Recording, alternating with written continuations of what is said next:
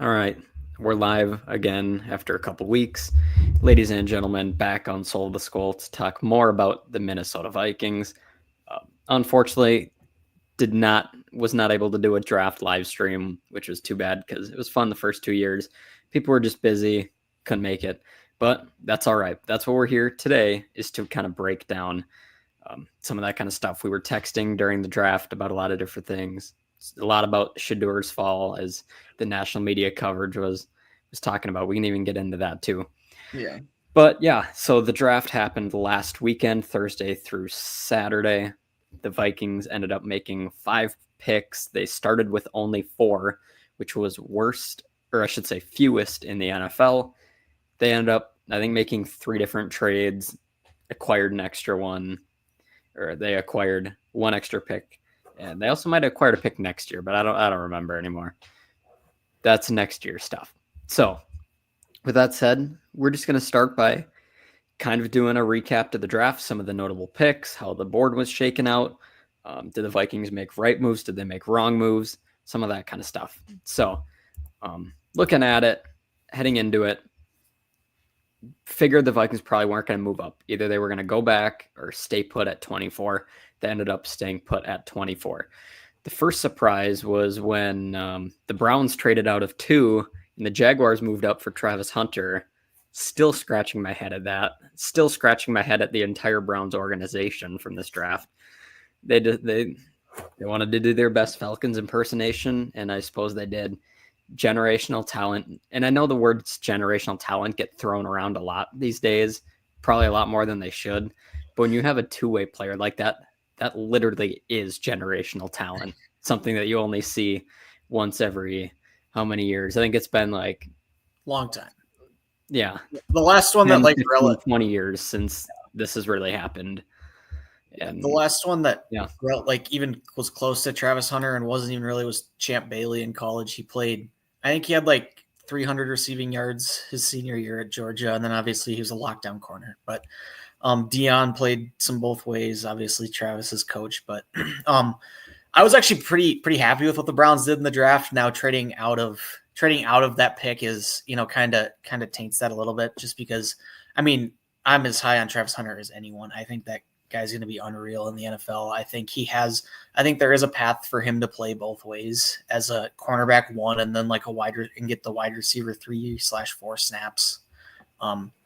And I actually thought the Jaguars was a really good fit for him, probably better than Cleveland. But I don't know if I would have traded out of that pick just of sheer value as a player of this player Travis Hunter is. Now, Browns still got my guy, Mason Graham.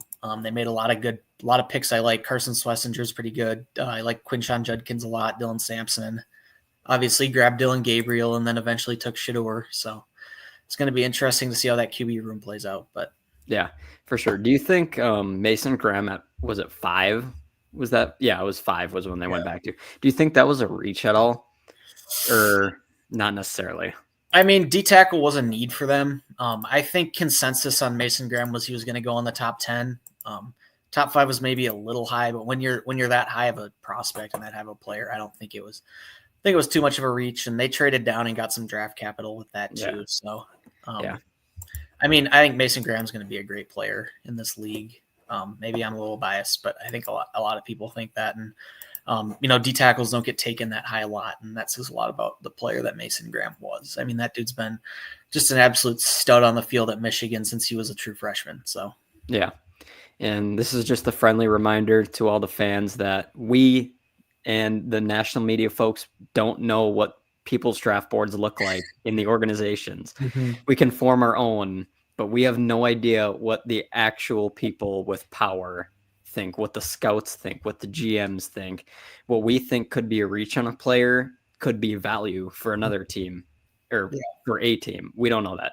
So that's just the old friendly reminder there. Yeah. And that's that. Yeah. Every team's draft board is going to look a little different. And, like you said, guys, they're going to value guys differently no matter what. Like the Vikings draft board is going to look different from all of them. There's even I want to say it was the Giants or something. might be the Giants or the Jaguars, but they like put their old draft board up in their war room from last year. And like every year there's something on Twitter about that team leaking their draft board, but it's like the draft board from last year. So that's kind of a funny draft nugget. Yeah. So looking at the draft, not going to go through every pick, but Cam Ward went off at 1. No surprise. Everyone saw that coming. We just talked about Travis Hunter, Abdul Carter to the Giants at 3, Mason Graham at 5, Ashton Genty to the Raiders at 6. There was steam of him potentially ending up in Chicago, but luckily that does not happen, and he's heading out west. At number 9, Kelvin Banks, the offensive lineman from Texas. He had some mocks to the Vikings, so he went pretty early, though. No chance all the way off in the top 10 there. The Bears took Colston Loveland over Tyler Warren, so interesting one there. Yeah. Cowboys go with Tyler Booker already at number 12. He also had potential to be in Minnesota. Jade Barron, your guy, everyone's guy, went off at all the way down to 20 to Denver. Thought maybe there'd be a chance of him falling, but finally, and he did, but then finally Denver took him at 20. That would have been a nice pickup for Minnesota, but didn't work out. Moving along, when's the last time we had 2 running backs in the top or in the first round? I feel like that hasn't happened in a while. There's like one running back that's really good, and then there's a handful in day 2, but Omarion Hampton goes off the board 22 to the Chargers. Packers take their first receiver in 20 years since before we were born. Matthew Golden out of Texas. And then that brings us to the Minnesota Vikings. At 24, they roll with Ohio State offensive lineman Donovan Jackson. He played left guard, and then he transitioned to left tackle due to injuries in his last year at Ohio State. This past season, he put up a PFF grade of 71.8. He gave up only 5 sacks over 3 years in Ohio State. Just 5 hits last year and 12 hurries he gave up. So I guess Sam Z in our podcast group chat, he was not necessarily a fan of this, and we'll get into our takes here. Personally, I don't mind it at all. I still viewed offensive line, specifically left guard, as a position of possible need for this team.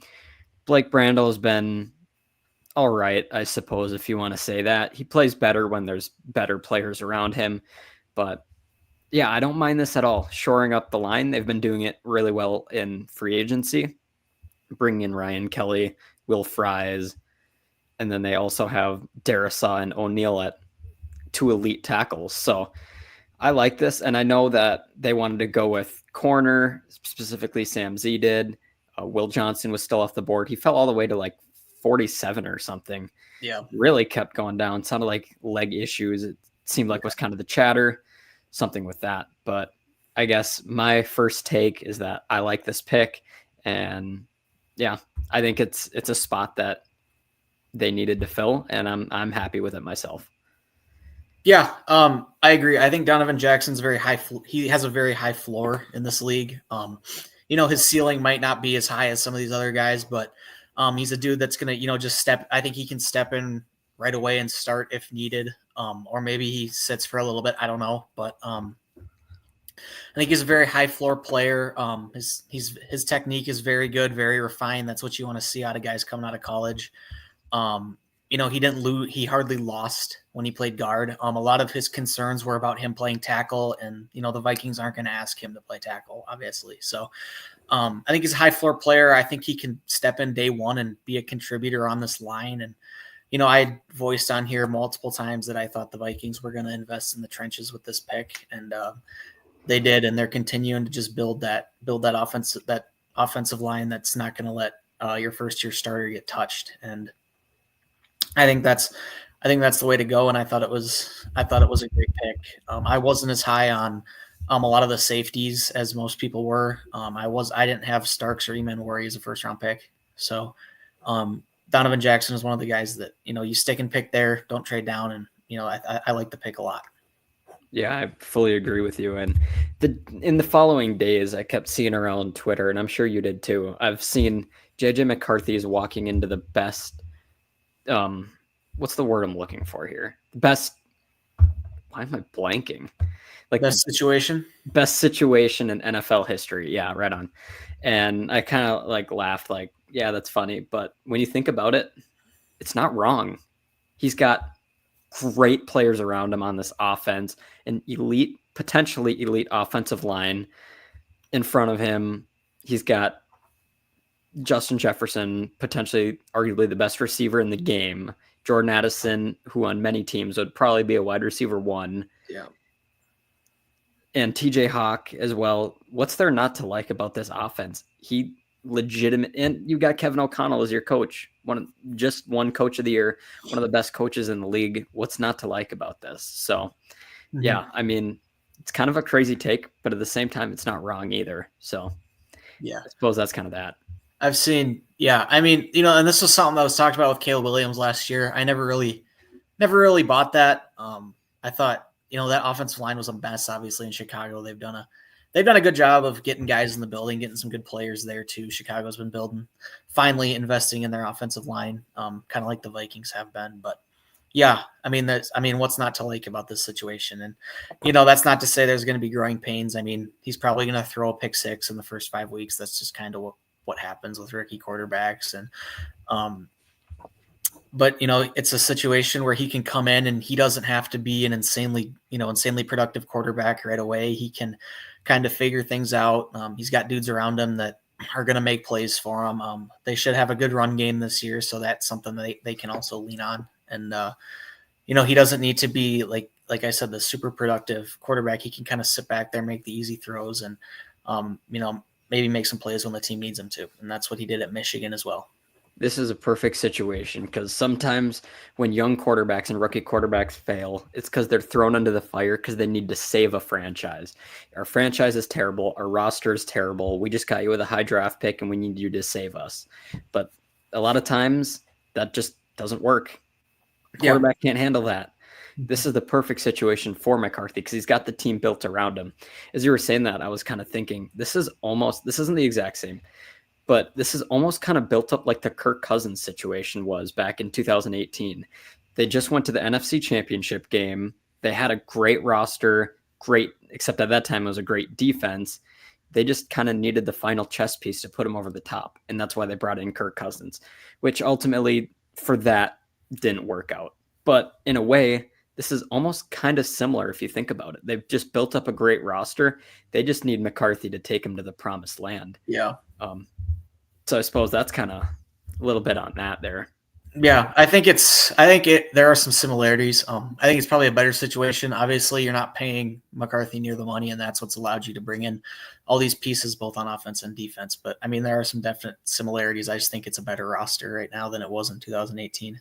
Yeah, I totally agree with you there. Looking at the trades, there were a couple trade options that we would assume they had. I was watching the NFL Network's broadcast, and they were saying that the Packers ahead of the Vikings had a couple offers. So was the team ahead of them. I already forgot who it was. So it's pretty safe to say that the Vikings were also having offers as well. The Giants traded into the pick after the Vikings, which ended up being Houston. They traded the 34, the 99, and a future second round pick to move from 34 up to 25. And then they eventually took Jackson Dart there. Seemed like the plan was that had the Vikings traded back, Houston probably would have ended up taking Donovan Jackson potentially, and there were a handful of other teams that had interest. So that seems like that's why. So I saw right away some people were saying it was a reach for him, but it seemed like that's not really the case because there were other teams that were right in on that too. Yeah. So at least in my opinion, great decision not to trade back. They saw their guy, they identified it, they rolled with it. They didn't force anything. And that's that. There was another possible trade offer. Atlanta traded into the 26th pick, I think. I don't remember the numbers anymore. They traded the 46th, the 242nd, and a future first. They traded a future first, which is interesting, one could say, for the other team's first round pick and third round pick as well. So I suppose you would have been moving back 22 spots there had that been offered to the Vikings. But future first is pretty interesting. But again, you are missing out on the present, and that's that. But I guess closing thoughts for me on this, with the way the board was shaking out, I totally support their choice here. If they would have moved back, he probably wouldn't have been there. They saw him, they liked him, they stuck with it, and they filled a spot on the roster that they needed. So all in on that for me. Yeah. I mean, there are some people mad that, maybe that offer would have been offered to the Vikings, the future first. I think people got a little upset over that. I just think it was Kwesi not overthinking it. He's said a few times in press conferences that, kind of overthinking and getting a value pick is kind of how they ended up with Lewis Cine. Obviously, we know how that worked out. So I think this is kind of Kwesi not overthinking, just sticking and picking. He's said that this was a guy, that Donovan Jackson was a guy they identified early in the draft process. And, he kind of seemed like their guy at this position if he was there. And, they got their guy. They didn't overthink it. And, maybe you can be a little upset. But again, moving down to 46, there's probably going to be a little bit of a talent gap there. That's when you start to get into players that are a little bit worse. And, maybe there would have been some guys there. But I think sticking and picking is absolutely the right move here. The Vikings are kind of opening a window, but in a way they're also kind of in a win now mode, but it's not like you need to win now. They've got McCarthy, he's got 4, 5, well, more than that, but his rookie deal's got 4 years probably left. Yeah. Like they're opening a window for the future, and Justin Jefferson still probably hasn't hit his prime yet. He's only mid-20s. I don't even know what he is, but yeah. So I think we're in unison here. We like it. Looking along, Jackson Dart was the second quarterback taken. He went off right after the Vikings. Malachi Starks, you were talking a little about him. He went off at 27 to the Ravens. They're just taking DBs left and right in these first rounds. Jahad Campbell fell all the way to 31 with the Eagles. Their already great defense picked up another one. So, yeah, that's kind of that. But then Nicky Manwari went at 35. Judkins to the Browns at 36. Luther Burden, the wide receiver from Missouri, went off at 39 to the Bears. So we'll see how that shakes out for them. Will Johnson, your Michigan guy, at 47 to the Cardinals. Benjamin Morrison at 53. I saw his name get thrown around sometimes as well. Sam Z's guy, Andrew Makuba, was the last pick of the second round at 64. I know he was a big fan of him.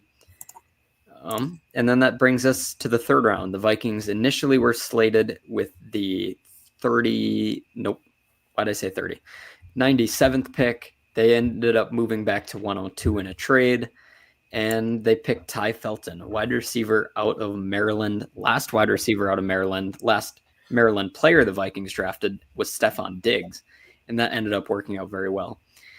This past season, he had a PFF grade of 78. He put up 1,119 receiving yards and 9 touchdowns. He led Power 4 draft receivers in red zone targets this past season. He was 4th in all of college football in yards after the catch. Weeks 1 through 4 this past season, he had a PFF grade of 91.3. And he can also play in the slot as well. So it looks like he's probably going to be competing for wide receiver 3, likely with Jalen Naylor. Rondell Moore, I suppose, maybe in the conversation too. A lot of people, at least I saw, didn't know what to think about them taking a receiver in the third round already. Thought maybe it would be in the later rounds. But I didn't know what to think either. But kind of looking at some of the stats and whatnot, I like this too. I mean, they're building, like we've been talking about, they're building a great offense. Why not just keep going? They're building the depth with it too. So I guess I haven't watched any tape on him. I'm not sure if you have, but just reading some of the stats, seems like he's a pretty good player and he could make an impact, especially in the red zone right away. Yeah, I have not had the chance to watch Tai Felton yet. I've read about him. Tried to identify some strengths and weaknesses that might be coming in his game. I know there were some people that didn't love the pick. I think it's a late third round pick. If he doesn't work out, it's not going to be the end of the world, obviously. Maybe for some people it will be, but not for me personally. I think he's a younger guy. He's got a chance to develop. I don't know how much he'll see the field this year. Honestly, I think he's also a returner. He can return.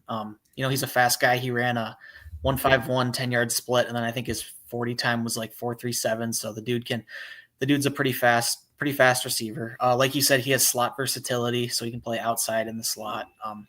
I do think initially this is going to probably still be Jalen Nailor's role. However, Jalen Nailor is a free agent after this year, which is why I kind of understand the pick and why they made it.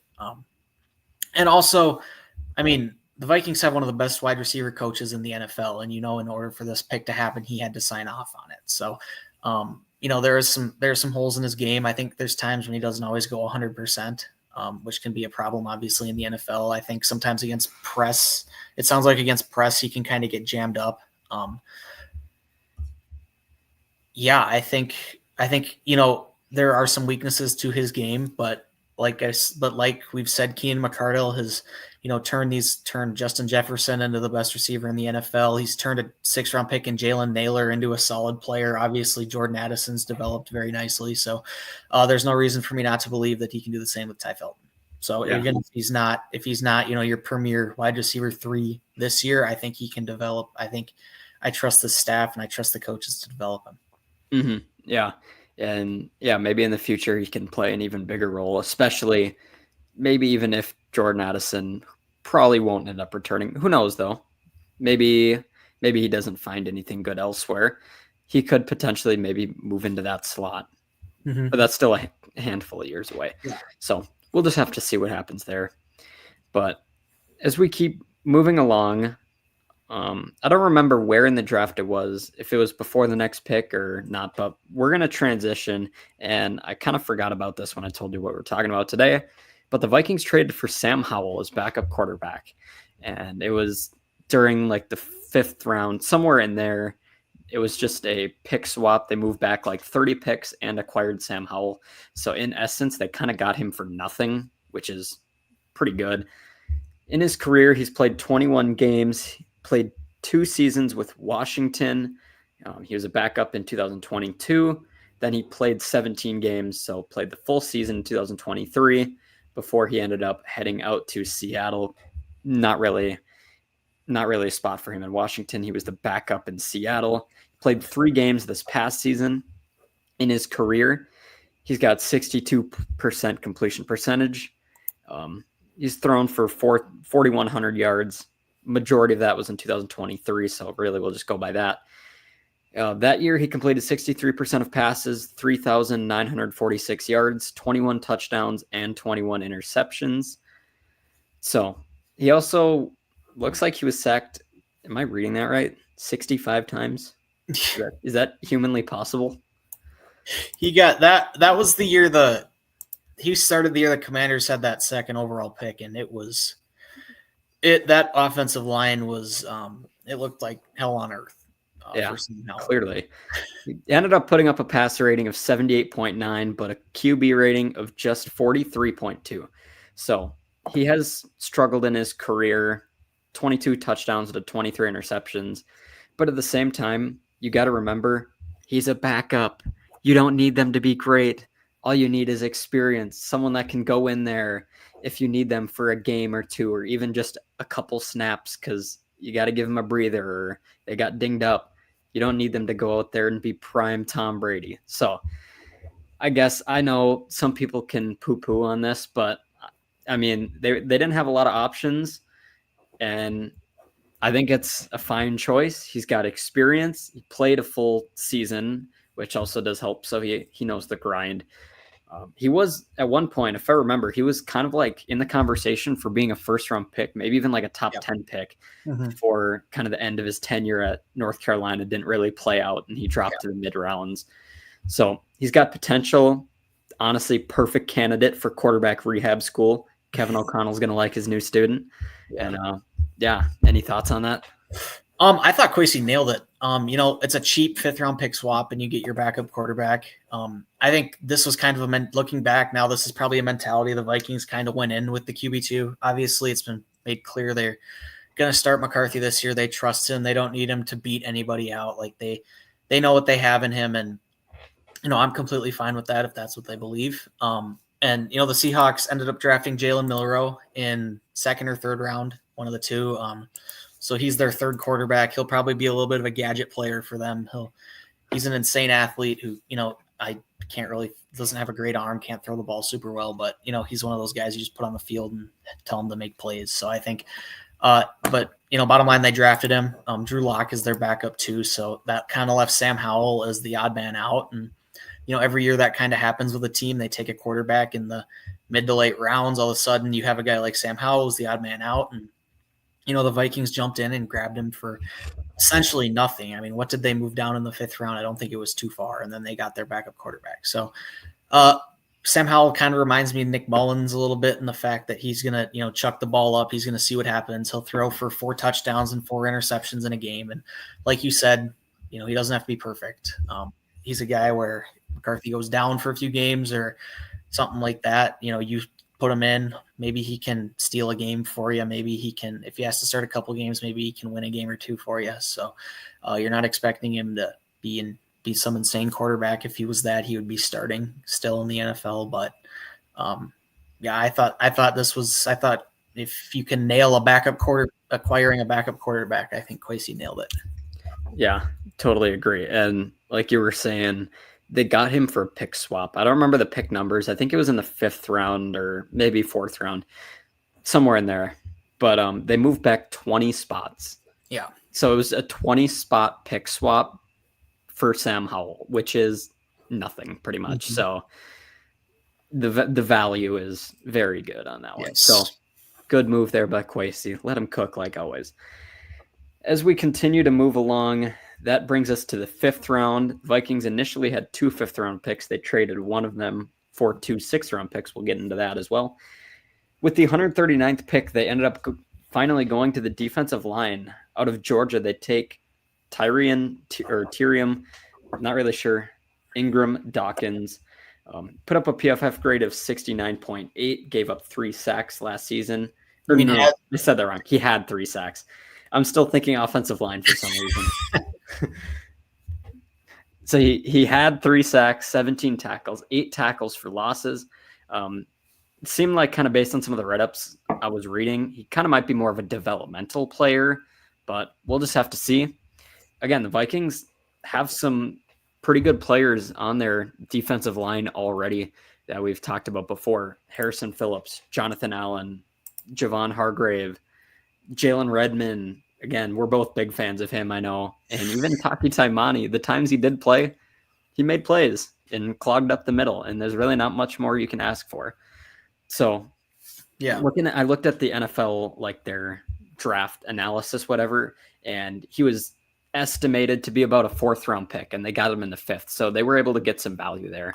I don't know a whole lot about him. I don't know a whole lot about players that just clog up the middle, but I guess to me, there's nothing not to like here. He gets to sit there and learn behind some guys, and he'll probably only be a role player here, at least for sure in his first year, but maybe in the future when some of their free agent signings from this offseason hit the road and go elsewhere, maybe then he can make even more of an impact on this team. You know anything about him at all? Yeah, I listened a little bit about him too. I haven't watched any tape on him. When we get into like the dog days of June and I have nothing to do, I'll probably watch him a little bit. He sounds like obviously Georgia had a very talented defensive line. They had 2 guys go in the 1st round, and Jalen Walker and the other guy whose name I'm blanking on right now. So he was kind of the guy that would do a lot of dirty work. It sounds like he's kind of an edge, can play on the edge and maybe move inside a little bit too. I think he's kind of a bigger edge and a little bit smaller on the inside. So his size, he's kind of stuck in that gray area. But, something about Flores is, especially with his edge rushers, assuming this guy makes the team, which I think he probably will, he's going to get some snaps because that's just how Flores is, right? Even with your edge guys, and you have Van Ginkel and Grenard and Dallas Turner, we still saw Jihad Ward last year play quite a bit. So I think his name's Tyrion. I think that's how you say it, Tyrion Ingram-Dawkins. Yeah, but it sounds like he was kind of a guy that would do a lot of the dirty work at Georgia to free up guys like Jalen Walker to kind of do their thing. And I think it's a solid pick, solid developmental pick. Obviously, he's a day 3 guy. So, the hit rate on those guys is lower, but solid project. And, if you make the team, stick around for your rookie deal. We'll see what happens. Yeah, for sure. And yeah, like you were saying, he's a day 3 pick. They're not really asking him to go out there and go crazy. He's just there to kind of be a role player, and that's all you can ask for. So hopefully he can provide that for this team here. Kind of looking along, that was the 139th pick. 5 picks later, the Browns make a pick. I guess we'll leave it at that. And that's Shedeur Sanders, quarterback out of Colorado, potentially a top 10 prospect going off the board. I mean, I thought he was going to be a first-round pick. As we're going to get into predictions later, I made a prediction kind of in relation to that, but fell all the way down to the 5th round. I guess I haven't watched him really too much, so I don't know a whole lot about him as a player. To me, it seemed more like it was kind of character issues was kind of his problem. Dion was also Dion, so that's kind of that. But interesting, like you were talking about the Browns earlier, they brought in Dylan Gabriel. Now they got Shedeur Sanders and Joe Flacco and Kenny Pickett, the weirdest quarterback room in the NFL. No one knows what's going on, and Deshaun Watson still, but he's kind of hurt, so who knows when or even if he's coming back at all to Cleveland. Yeah. But yeah, I guess if you have any thoughts on Shedeur Sanders, you can let us know here. So I mean, I think the 5th round is way too low for him. I personally did not have him as a first round pick. I thought he was going to be I thought if I was an NFL GM, which I am severely underqualified to be, I would not spend a first round pick on him. However, I figured with how the quarterback position is valued, he would probably own the first round. And I think consensus agreed with me on that. I think obviously he was a phenomenal player at Colorado State. Colorado. He had dudes to throw to, but he made plays. He made some phenomenal throws. I watched a lot of Colorado. I liked Colorado a lot just because of the way they went with their head coach. They were the worst team in Power 5 before they hired Dion, and now Dion's kind of honestly rebuilding the program, and I don't think he gets enough credit for that. But anyway, Shedeur, a lot of his problems are he's not super athletic. He doesn't move super well in the pocket, and he can only throw from one arm slot. So with quarterbacks, you like him to be able to kind of throw from a couple different arm slots. He was really an only one arm slot guy, and a lot of times that doesn't work in the NFL. And there are some kind of head scratching throws on his tape. But with all that being said, that's a lot of day 2 QBs. Part of it was he didn't hire an agent, which was like crazy weird. Typically these guys, when they're going through all their pre-draft stuff, they hire an NFL certified agent. And now guys in college even have agents, and, college agents is a crap show right now for completely other reason, completely other topic I could spend time on. But he had Dion mainly representing him. And I think a lot of that miscalculation was because he didn't have an agent. And a lot of times what those agents do is they tell you you're going to get picked. You're probably going to get picked in this range. And, he had Dion telling him he was going to be a first round pick. You're going to be a first round pick. You're going to be a first round pick. And then that doesn't happen. So I think part of it's him not having an agent. Agents also help prepare for pre-draft interviews. And it sounds like that those didn't go too well for him. And they picked Dylan Gabriel before him and took him in the 5th round. When you take a quarterback in the 5th round, you're not looking for him to be your starter. And I mean, who knows if Shedeur's even going to make the 53-man roster. I think he could even be a guy that gets waived, especially if he doesn't have a great preseason. So we'll see. Obviously, you said interesting quarterback room. You kind of got just 4 or 5 just guys in that room, and one of them has to be decent, I think. But yeah, that's an interesting situation. It's going to be really interesting to see how it plays out. Yeah, for sure. And I just made a bonus prediction we'll get to later in regards to Shedeur Sanders, so we'll be getting into that in a little bit.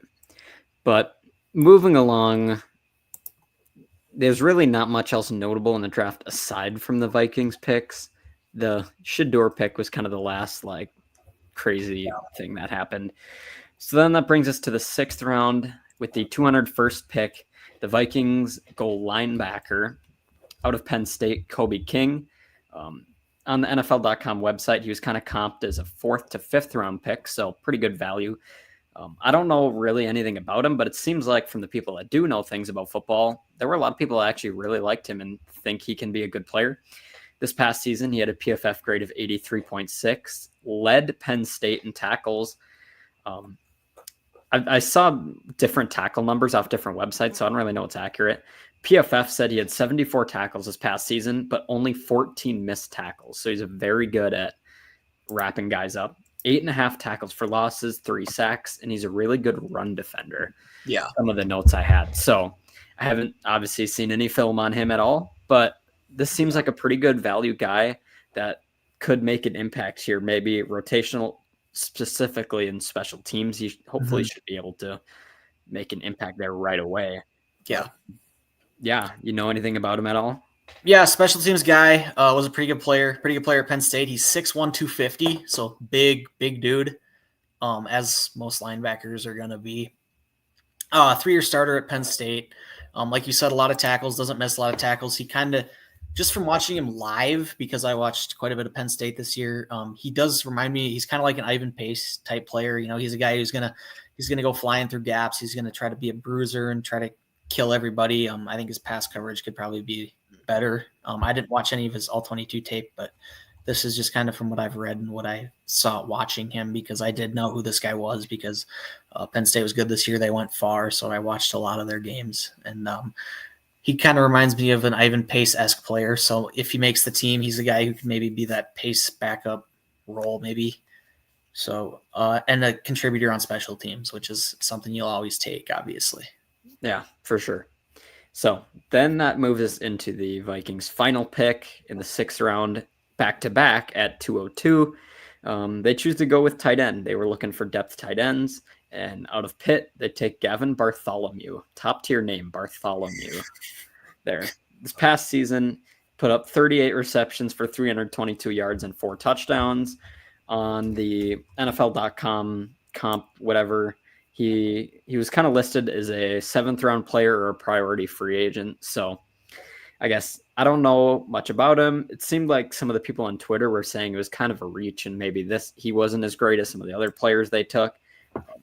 I think personally, I like the Vikings draft. If it was up to me with this last pick, maybe I don't know anything about the player, so he could be a really good player, and I could be completely wrong here. But this is somewhere I would have looked maybe for like a running back or one of those kind of positions. To me, obviously your tight end, you want depth, but I don't know if they needed a day 3 tight end 3 here. Yeah. But that's just me here. So yeah. Yeah, I wasn't in love with this pick either. It's a 6th round pick. I mean, you know, you could have taken a running back and he could also suck. This guy could be Bartholomew could work his way up and be the tight end one day. You just never know. But he's kind of, I think as of right now, he's your Johnny Munt replacement. He's a guy who's kind of he can catch passes, he can block, but he's not like super specialized in either. And he's not super like insanely good at either. But I also think that they did bring in 2 UDFAs, pretty priority UDFAs at tight end as well. So I think that's going to actually be a competition where those 2 guys are competing with him. Obviously, the draft pick is going to have the upper hand in that competition because he was a draft pick and you spent draft capital on him. But I think that's going to be one of the more underrated battles to watch throughout training camp, throughout the preseason. So yeah, I mean, I think if any one of these draft picks gets cut, it's probably going to be Gavin Batholomew. But we'll see. I mean, he could come in, have a great preseason, have a great camp, and take the tight end 3 role. So we'll see what happens. And yeah, for sure. And I guess my closing thoughts on this draft: the Vikings only made 5 picks, but I still think they did a very good job. Kwesi, I think, has really learned a lot over his 3-4 years, however long he's been doing it now. He really has learned. Again, that 2022 draft, hear about it all the time, wasn't great. Some bad decisions were made, but he's really improved a lot since then. And you can see it with the way he's doing it. He doesn't, like you were saying earlier, you were making a point when we were talking about trading. He doesn't get swayed anymore like he did. What were you saying? He didn't overthink it. Yeah, overthink. That's the word I was looking for. Yeah. Perfect. He doesn't overthink like he used to. And you can just tell in that draft, he just got hired. He doesn't really know what he's doing. We have an offer here to move back a bunch of picks and then still take a very talented player. And they did that. And it ended up not really working out, but don't have to get into that because that's a lot of different reasons there. But he's really improved a lot in that aspect. So I think great draft here. We'll get into some of the UDFAs next week here as well. Vikings brought in 20 different guys, and some of them, like in past years, could be very impactful players here. So, yeah, I mean, in my opinion, I love Kwesi, and he's doing a very good job. Yeah. Doing everything I wanted, in my opinion here. Yeah. So, I guess that's kind of that. Really, there isn't a whole lot else in latest Vikings news. There was the draft, but not too much has happened aside from that. Or am I missing something? Andrew Van Ginkel got a 1-year extension yesterday. I forgot to write that down. Yeah, Van Gink got a 1-year extension, so now he's got 2 more years under contract. Initially signed a 2-year contract. This past year was his first year, so he's got 2 left. I don't know if 1 year. Yeah. But, I mean, what's there not to like about him? Good player, good name, good hair. Everything about him is just good. So yeah, very Flores player, locking him down for another year. It's like $24 million, which is pretty hefty. Or, I mean, I don't think it's an overpay, but it's a pretty good chunk of change for Andrew Van Ginkel. And, he did mean a lot. Obviously, he was in the Defense Player of the Year conversation this year. So I think he's got some more good years left in him. And, why not just get him down 1 more year at least and kick that can down the road? Yeah, so they signed him to a 1-year, $23 million extension with 22.8 of it guaranteed. Yeah. I'm attempting to... Spotrac is bugging on my computer. Okay, finally, I got it up. This year, he's got a cap hit of $12.4 million as of now. That could change, though, with this. They could move money around and whatnot. So that's not bad at all for this year. Trying to see what the terms of his deal he signed here was. 2 years, $20 million. Not bad at all. So pretty significant pay increase for him, but he earned it. So good for him on that. Yeah. Front. So that's kind of that. Aside from that, I don't think there's really much else Viking news that's really happened. It's been pretty calm aside from the draft. Yeah. But that leads me one more discussion before we get into predictions. And my parents thought of this over the weekend. They asked me, you think the draft will be in Minneapolis? And I was like, yeah, eventually, probably within 5 years, probably it will be. And then one of my parents, I don't remember who, they asked me, so where do you think it'll be though? And then that got me thinking, where will it be? It would be downtown US Bank Stadium. It's like in the middle of downtown. There's really no space unless they block off streets and stuff. So what do you think? Where would they hold the draft if it's in Minneapolis? They actually, I believe I saw a report that the Vikings are trying to get the draft here, and I think 2029. Yeah. It's kind of only a matter of time before it happens. But it sounds like they would try to do it in Minneapolis somewhere. Maybe the convention center, although I don't think that would be a spot to hold the draft. There's a lot of people. Like in Green Bay, there was more people than the population of the city. There was like 200 to 300,000 people there. Yeah, so that's a lot of people. So per Darren Wolfson, this was the report on April 29th. It said the Vikings are reportedly pushing very hard to host the NFL draft in 2029. Mentioned via SKOL North. If this were to happen, it wouldn't be in Eagan. It would happen in downtown Minneapolis. Yeah. So that makes sense. I'm sure they'd figure something. Out. I'm personally, obviously, all for having the draft in Minneapolis. For sure. Be something I'd absolutely go to. I'd buy tickets for it or whatever. And, I think it'd be a fun experience, and I don't know where they'd host it. I think that's more of a let's cross the bridge when we get to it. Yeah. But yeah, I mean, it'd be an awesome event to host in Minneapolis. It's one of those things that I'd love to attend. So It'd be hard to put in Egan because it's so far outside of Minneapolis and St. Paul that it takes all the business away, and that's exactly. that's one of the big reasons you have a draft. But I just thought of bringing that up because if there's any fans watching this, go look at US Bank Stadium on a map and have fun figuring out where to put it. It's dead center downtown. It's like the only spot they could build that stadium was obviously the side of the Metrodome, but if they couldn't have put it there, I have no idea where they would have put that stadium. this is a comment on the post, but someone suggested the state fairgrounds. That makes sense. That'd be interesting. Or the that Vikings area outside. I don't know if that spot, there's like that spot outside of US Bank Stadium, but I don't think that's big enough to host that many people. It's the same thing with like if the Wolves eventually build a new arena, unless they build it on top of Target Center, where do you go with it? That downtown Minneapolis is so congested. I mean, I assume they're gonna. I think that was one of the things that Wolves owners want to do. Actually, is build the new regime. Lori and A-Rod want to build one finally. So I mean, I think they'd probably build it where Target Center was, and then maybe you make the Wolves play at the X for a year or two or something like that. But we'll see. Yeah, we'll see. That was just kind of an interesting thought I had this weekend, but we'll see what happens. I suppose with that said, we can move along into our predictions. I'll share screen and we can get into that. There it is. All right, here it is. We had significant red come off the board here. Red from everyone. Well, not everyone, but a lot of it. I had a lot of red, so that was not cool. I did say Marc-Andre Fleury would play at some point against Vegas. I was totally expecting that to be a red prediction, but illness struck.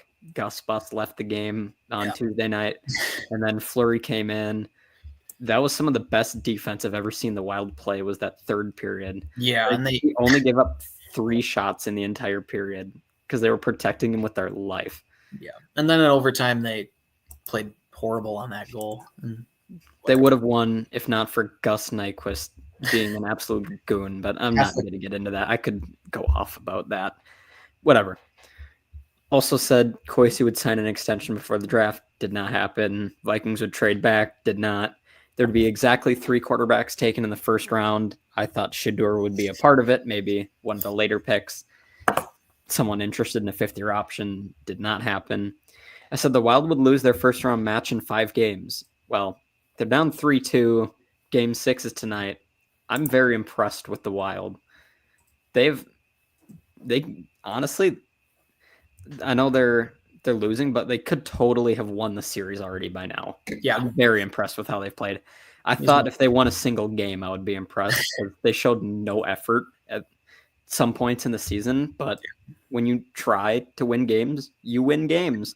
This team's been learning that. This team's played really well when they've had their backs against the wall, and they've been playing the right way most of the season. This is as good as the Wild have honestly looked in a playoff series in a long time. They haven't had that game, knock on wood, where they get blown out like 5-1 or 6-2 or something like that. And they've been competitive in every game so far. And I mean, coming back here to tonight at the X, hopefully they can find a way and force a Game 7 in Vegas. So we'll see. Yeah, and like you were saying, I'm just trying to look at some of the scores, but I guess it doesn't really matter. But the most it's been is like 5-2 in a game, and even still, none of them are blowouts. They feel close. Yeah, like just one small thing could have completely changed the game the other way.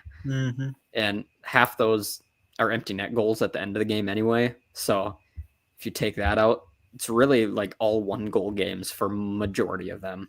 So yeah, that's that. Also said the Vikings would make at least 7 picks. They made 5. And I thought the Ant-Man would average at least 30. He put up 43 in game 4, but still finished with 26.8. Couldn't drop a shot last night, but they still won. Dominated in the paint. Yeah, that's that. Ant-Man slowly turning into the face of the league. What can I say? Taking down all the Giants. Yeah. Sam Z says the Vikings' first pick would be a DB. Was not.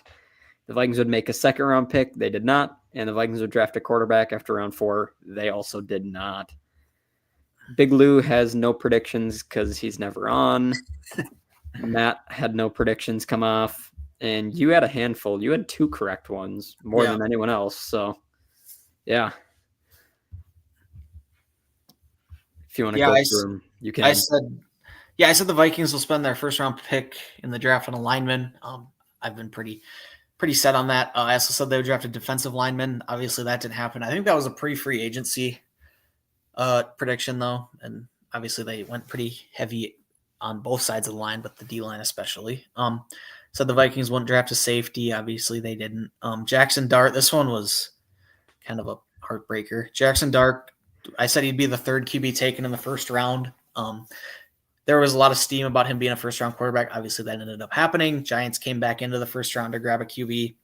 I thought the second one would be Shedeur, as did most people. I said the Vikings would use their comp pick number 97 on a running back. They ended up trading out of that pick and did not draft a running back at all. I believe that was also a pre-free agency one. And then I said Luka will have at least 2 40-point games versus Minnesota.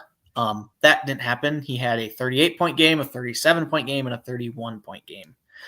But, I mean, I'm not upset that pick didn't hit because the Timberwolves obviously rolled the Lakers. Yeah, for sure. So that's kind of that. Had the Wolves not got down by 20 in the first quarter of game 2, they definitely would have swept. They probably would have. They were way better. They were better in just about every way, shape, and form the whole series. Like we're talking a little before we started the show today, the Wolves were horrendous last night at shooting, and they still won the game. Mm-hmm. They were still winning games even with off nights. They haven't even played their best basketball. They haven't played a basketball, and they still sent the Lakers out in 5 games. So if they can fire on all cylinders, they really could have something special. So that's just a little on that there. Yeah. If you could go back in time and reverse the Cat trade, would you do it? Or are you happy with the way it turned out? No. I've been a Cat trade understandee, or I don't know, defender for pretty much since they made the trade. It was a trade that wouldn't make the Wolves better necessarily this year during the regular season. And it took a while for Julius Randle and Dante DiVincenzo to find their roles and gel. And obviously they were hurt for a while. I think the Timberwolves expected wins this year was like 53, and they finished with what, 49? Yeah. And I believe that was one of like the worst rates of expected wins versus actual wins in the NBA. Obviously this conference was incredibly close, and that made some really good matchups. Obviously, the Rockets and Warriors is a good matchup. Whoever the winner of that series is, the Wolves will play. But getting them under that apron and them not being them still being able to be a first apron team is nice.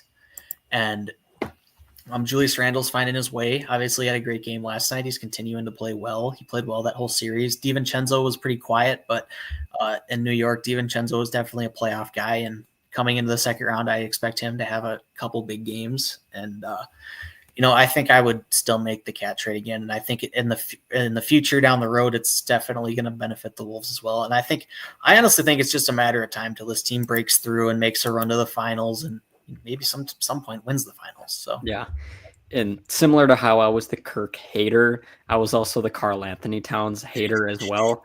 So I was in absolute support of this trade, and I still am very happy they made it. And sometimes around Twitter, I'll see people saying, "Oh, who won the trade? Did the Knicks win it? Did the Wolves win it?" Mm-hmm. And to me, this feels like a rare trade where both teams got what they wanted out of it. Yeah. Cats played very well, especially in the last handful of playoff games in New York. And they likely will be moving on to the second round, maybe beyond. Yeah. And the Wolves got what they wanted, more bench. You can pick whatever you want with Cat. I wasn't the biggest fan of his style of play, in my opinion. But yeah, both teams really got what they were looking for out of it. So yeah, win on both ends. Yeah, and continue to get deeper. This is pretty good chance it's Mike Conley's last year in Minnesota, probably in the NBA. So DiVincenzo's another guard, and to an already deep guard rotation, obviously with Anthony Edwards and Mike Conley. Once he's gone, though, you're still going to have DiVincenzo. You're going to have Dillingham. You're going to have Alexander Walker if he's back. So, yeah. All right. Well, with that, I suppose we can move into predictions. I made a lot of predictions. I kind of thought of some on the fly here today, but that's okay because this is the fun part. So I'll kick us off. My first one, I got a few football ones, and then I got a couple basketball ones I thought of as well. First one, unless it's weak, I can always up the number. At least 3 undrafted free agents will make the Vikings' initial 53-man roster. Again, we were talking earlier, Kwesi, the king of the UDFAs.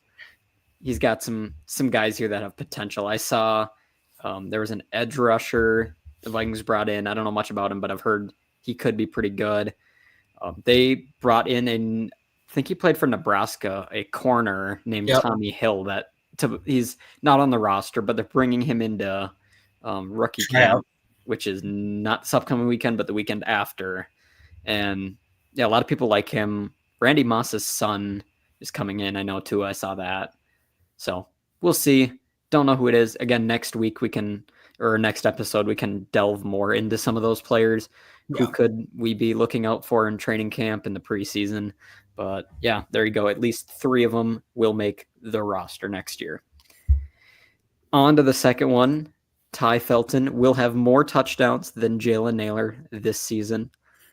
No real logic behind this, except for the fact that, as I was kind of saying earlier, Felton's kind of a red zone target guy.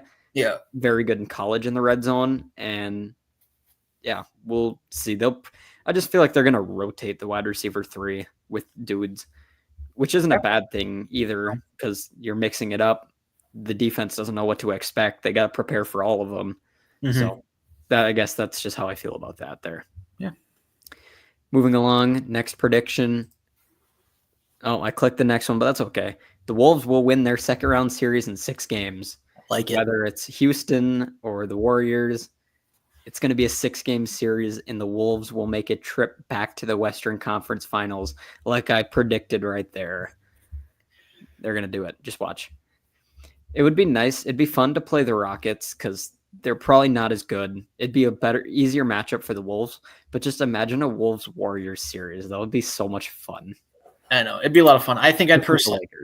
I thought last night I was thinking I'd rather play the Warriors, but now I feel like I'd rather play the Rockets. Obviously, they have Şengün, who's a good player, but they're pretty inexperienced in the playoffs. And I mean, it's probably going to be the Warriors because they only have to win 1 game out of the last 2 to advance. So to win, for an easier chance at winning, the Rockets, I think, in their inexperience, they're just a shooting-based team. But you would match up better. But it would just be so much fun to have Ant with a chance to knock out Curry and all those guys out. And Jimmy Butler again coming back too. But it would be a fun series. And they'd have home court advantage in that series. Yeah, that's crazy. The Wolves are a 6th seed and they could have second round home court advantage. I know. But we'll see how it shakes out. Yep. All right, looping back up here, the Oklahoma City Thunder will not make the NBA Finals. There will be a team that will knock them out. Could be the Wolves, could be, I don't know who. They play the team, but it will not be the Thunder representing the Western Conference in the finals. The free throw merchant will not make it. So we'll see. That. Could we see a Wolves Nuggets Western Conference final? That would be awesome. I would love that so much. 30 in a row they've met in the playoffs. Wolves Lakers, Wolves Warriors, and then Wolves Nuggets. That would be like storyline right there. Those 3. Yeah. But we'll see. All right. Last but not least, I actually might make a little revision to this one. Shedeur Sanders. I originally said Shedeur Sanders will not take a snap in 2025. I'm going to revise it and say he will not make a pass attempt in the regular season. In the regular season? Does not include the preseason. Okay. Shedeur Sanders will not make a single pass attempt this season, sitting in the weird Browns quarterback room that no one knows what's going on in there. So, yeah. So there's my predictions, and we'll just have to see what happens. But, yeah. All right. I only made 3 predictions, but I will go through them now. So I said my first one is Donovan Jackson will beat out Blake Brandel and start at guard. I think this is actually going to be a competition, which is why I made the prediction initially. I don't think this is a role that's just going to be handed to Donovan Jackson. But I think in the end, Donovan Jackson is going to beat out Blake Brandel. And, Blake Brandel's a guy that maybe they deal right before cut down day for like a 6th-round pick or something, or maybe they keep him as the swing backup. Who knows? Or this prediction's wrong and he starts for the first bit. My second one is Gophers legend Max Brosmer will throw a touchdown in the pass in the preseason. Now, Max Brosmer is coming in as the QB4 in training camp, which means he's going to be the guy that hands the ball off to the running backs basically of training camp. But typically this guy gets like a quarter or two in the preseason, and I think he will throw a touchdown, and it's going to be very, very exciting. What if he could be a preseason legend and then the Vikings get value and deal him for like a 7th-round pick or something? That would be awesome if that could happen. I don't think he's a guy you get any draft. Probably not, but it would be funny. I think he's a guy maybe who gets waived and then you bring him back on the practice squad, or send him to Seattle with all the other guys out there.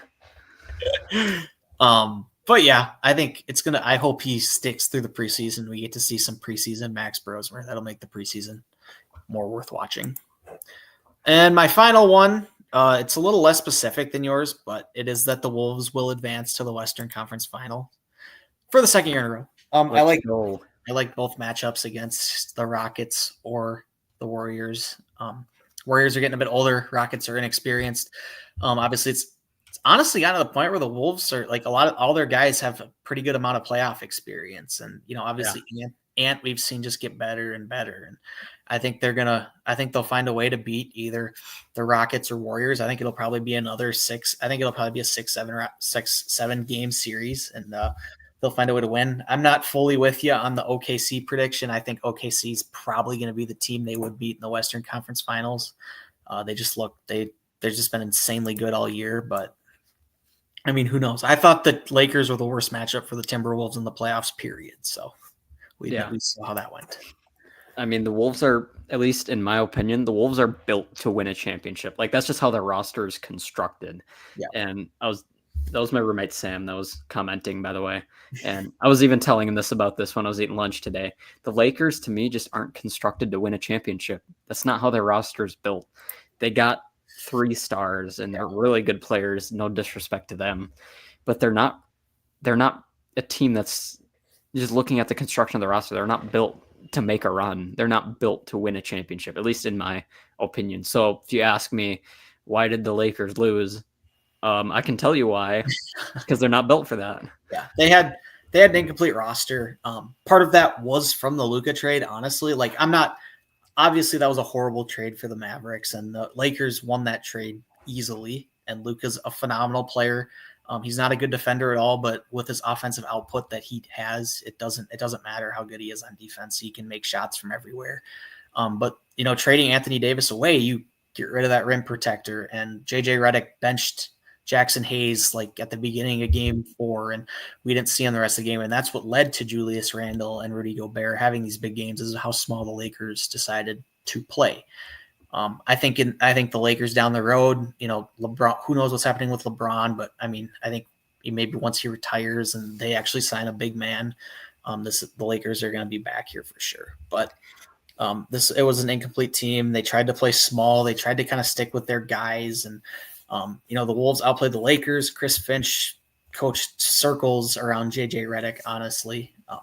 And that's part of him being a first-year head coach. And I still think he's a good coach. I think he's better than Darvin Ham was. But, yeah, I thought this was just a masterclass from the Wolves, honestly. This might be a controversial hot take, but in my opinion, a little bit, this is the opposite of the Cat trade. Both teams kind of lost this trade, at least in my personal opinion. The Mavericks lost he was their franchise guy. He was the face of the team, and they sent him away, and they've been mid since then. And the Lakers were hunting for a championship with big stars, but Luka plays best when he's got big dudes under the rim that he can feed assists to, and they don't have that. And they didn't have that. Got what they wanted, in my opinion. Here, they didn't have that lob threat, and Jackson Hayes is really the only lob threat that the Lakers had, and obviously benching him, which I think even I know he was bad in this series, but I mean, you need someone out there to at least there's. If I'm being honest, there's no reason Rudy Gobert should be scoring 25 points in a game. Yeah. The fact they didn't play Jackson Hayes at all in that game, like not playing or only playing him 4 or 5 minutes, throw him in your starting lineup. He's out there and then you never see him again because he's on the bench. Yeah. That's bad. But not playing him at all, that's even worse. What are you doing? And I could have saw it coming from a mile away that was going to happen. I know. And I mean, playing Maxi Kleber over him, I know he only played 5 minutes, but he's a guy who came over. I think he came over in the Luka trade, honestly.